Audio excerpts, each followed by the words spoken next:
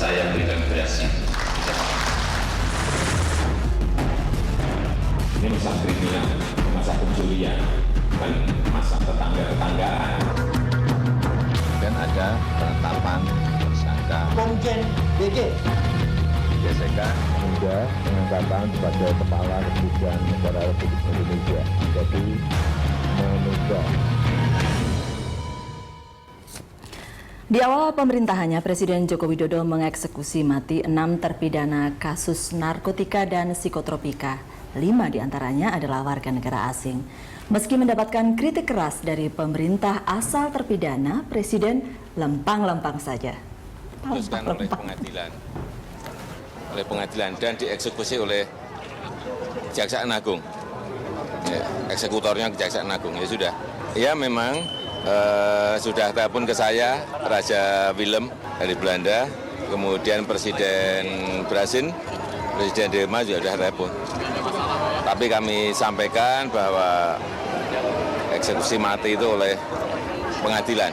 Saya kira kita harus menghormati usaha-usaha yang dilakukan oleh negara lain terhadap warga negaranya. Kita juga sama, kita juga akan berusaha. Saya kira itu kita saling menghormati lah apa yang menjadi kedaulatan sebuah negara dan hukum di sebuah negara. Lempang-lempang saja sesudah eksekusi mati 6 terpidana. Memang protes pasti ada gitu. Ya, Pak Taufik. saya justru surprise. Saya underestimate. Ini orang satu ini presiden yang sipil ini berani nggak kira-kira? Ternyata dia lebih berani. Dan saya 2 jari. Memang harus begitu. Karena upaya hukum sudah habis. Ya dieksekusi untuk kepastian hukum. Ya. Tapi tolong dilihat yang lain juga. Kerusakan bangsa ini akibat narkotik. Itu yang harus jadi pertimbangan. Kalau teror, maaf ya kalau ada bom meledak paling-paling 20-30. Tapi masuk 1 kilogram sabu, ribuan orang akan rusak, masa depannya rusak. Iya. Oleh karena itu kita masih tegas. Dan saya terus terang 2 jari, dua jempol. Saya salut sama Presiden Jokowi atas keberaniannya ini. 2 jempol Prof untuk eksekusi. Kalau itu saya setuju. Itu thumb up itu. Tegas betul. Mari kita dengarkan 2 jempol, Bang. Saya penganut paham menolak hukuman mati. Oke. Jadi saya merasa bahwa itu bukanlah jalan keluar. Walaupun saya tahu bahwa kepastian hukum harus ada. Jadi Jokowi adalah seseorang yang menjalankan kepastian hukum itu. Tetapi bagi saya perdebatan etis tentang hukuman mati itu belum selesai. Ya. Kita boleh terima, boleh tolak dan seterusnya. Itu untuk saya ya. Walaupun landasan hukumnya ada. Landasan untuk hukumnya pasti ada. eksekusi Karena itu kan mati, masuk pro kontra. Dan itu berlangsung di seluruh dunia. Itu pun tetap ada. Ya, tetap ada. Dan kita menganut boleh hukuman mati. Untuk narkoba ya, untuk narkoba dan untuk narkoba dan yang lain boleh. Boleh termasuk korupsi pun Negara-negara hukuman mati. kita secara hukum menganut masih membolehkan hukuman mati. Masih, Ya. hukumnya dan dalam ya. kasus ini sebenarnya daripada kita biarkan selama bertahun-tahun sudah diputus hukuman mati, Ya. mereka dihukum mati secara pelan-pelan sebenarnya. Kalau mengajukan gerasi sudah ditolak, semuanya sudah ditolak, tapi nggak dieksekusi. Ya. Ada sampai 20 tahun, 10 tahun nggak dieksekusi. Itu sama aja membunuh secara pelan-pelan. Betul. Nasib mereka terkatung-katung, nggak jelas. Saya kira dengan kejelasan eksekusi ini, saya kira semua akan menjadi jelas. Jadi tidak perlu diperdebatkan bahwa Amnesty Internasional boleh protes, imparsial boleh protes, karena dari kacamata mereka, dari kacamata hukum kita memperbolehkan dilakukan hukuman mati untuk kasus apapun, termasuk kasus koruptor. Ya, korupsi. Ya. Termasuk pembunuhan. Jadi boleh. Dan wajar-wajar saja. Saya kira kepala negara lain sudah pun, ditolak ya, kan oleh presiden sebelumnya. Ya. Jadi kepala negara lain pun akan mengajukan protes. Kita pun akan mengajukan protes apabila ada Kalau warga negara warganya lain. mau dihukum mati ya pasti. Itu hal yang biasa. Ya. Yang biasa. Tetapi deterrent efeknya dengan dijatuhkannya hukuman mati, mudah-mudahan para penyelundup dan pengedar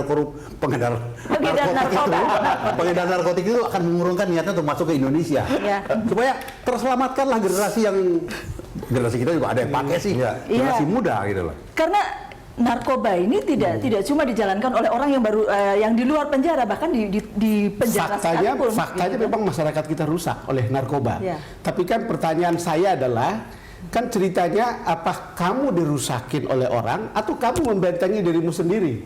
Negara punya kewajiban untuk membentengi, melindungi warganya dari keracunan-keracunan narkoba seperti ini. Masyarakat yang sehat juga akan melakukan itu dengan sendirinya. Keluarga yang sehat juga akan melakukan itu dengan sendirinya. Individu yang sehat juga akan melakukan itu dengan sendirinya. Di situ saya merasa kita belum sampai di ujung dari semua upaya itu untuk kemudian kira-kira begitu, kira-kira ini ada pertanyaan-pertanyaan. Negara melakukan dengan penegakan hukum. Ya itu jelas, karena kemudian kan kepastian harus jalan. Ya, ya. Negara melakukan dengan penegakan hukum, walaupun negara juga harus ikut andil dalam pencegahan.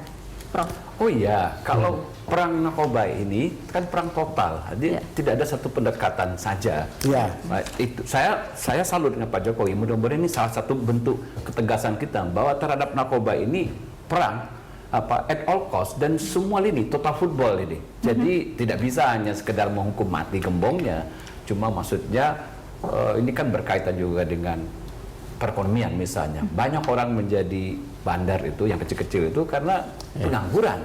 Itu kan jadi memberantas narkoba percuma kalau pengangguran juga masih banyak. Itu kan berarti kan berkait satu sama lain. Seperti Bang Don tadi bilang membentengi keluarga, itu juga bagian dari pemberantasan narkoba.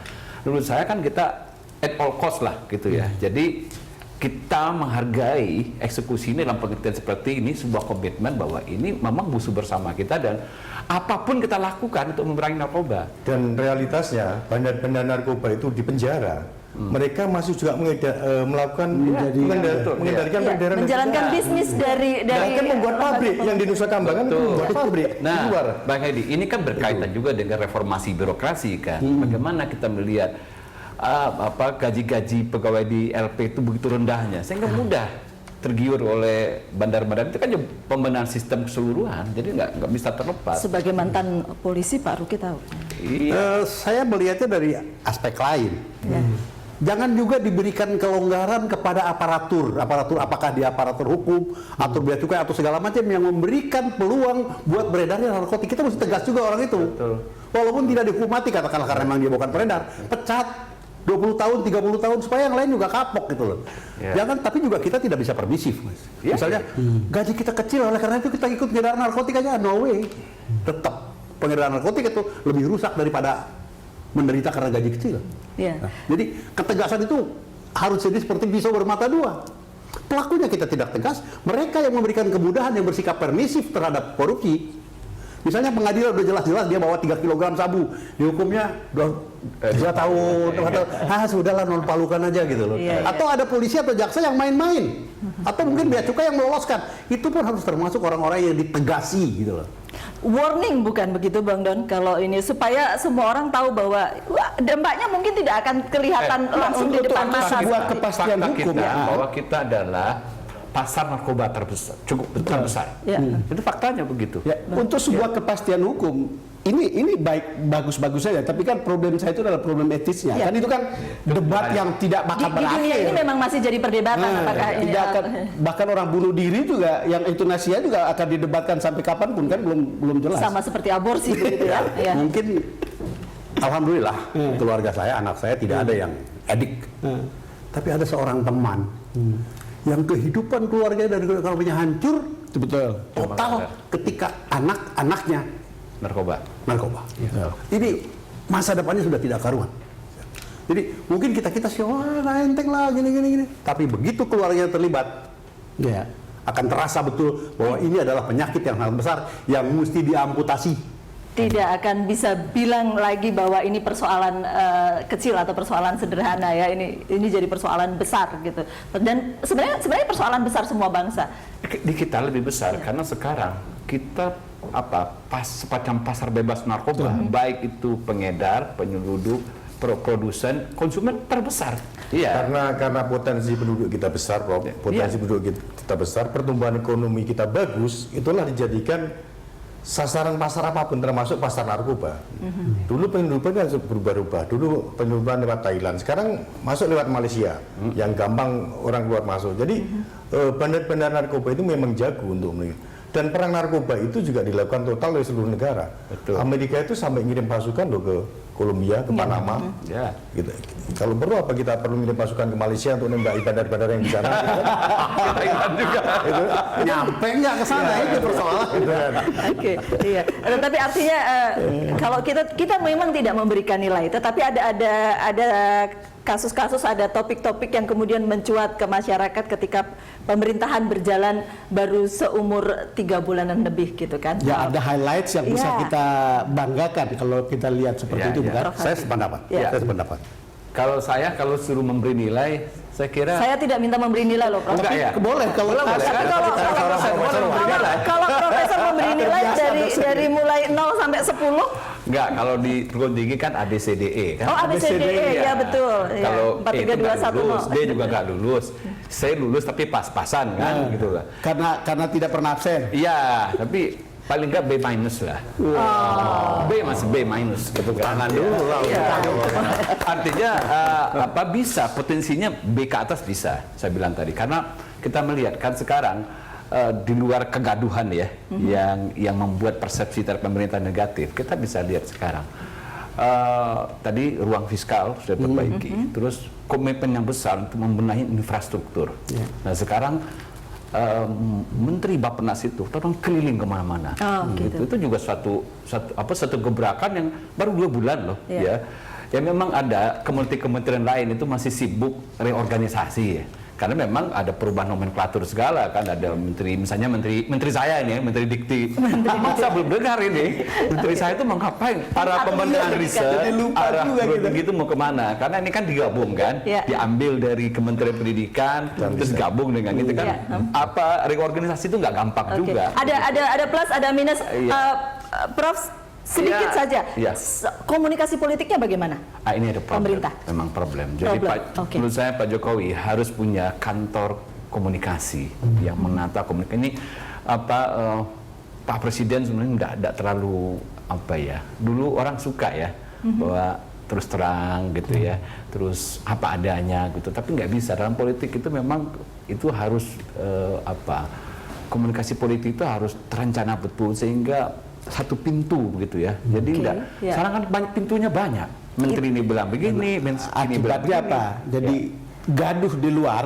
Iya. Jadi kan kita yang media tangkapnya kan beragam sekali kan. Betul. Gaduh. Gaduh, Jadi. masuk lagi ke sana gaduh. Komunikasi Di mesti publik ditata, gaduh. ya. Komunikasi mesti ditata supaya tidak terjadi persoalan yang tidak perlu begitu ya. Betul. Tapi saya mau tanya, Iya. Prof, B minus, minusnya di mana sih? Minusnya di mana sih? Salah satunya komunikasi politik. Oke. Supaya tidak menimbulkan tanda tanya publik gitu loh. Udah Sedikit B saja. minus itu masalah nilainya nggak bulat B. Nggak bulat B. Bukan ada minus ya. Kan dia kan bicara Baik. totalitas Pak. Ya, kita akan kembali sesaat lagi. Terima kasih Prof. Ya, Ramli sama-sama. sudah bergabung bersama kami di sini. Kami akan kembali untuk Anda sesaat lagi.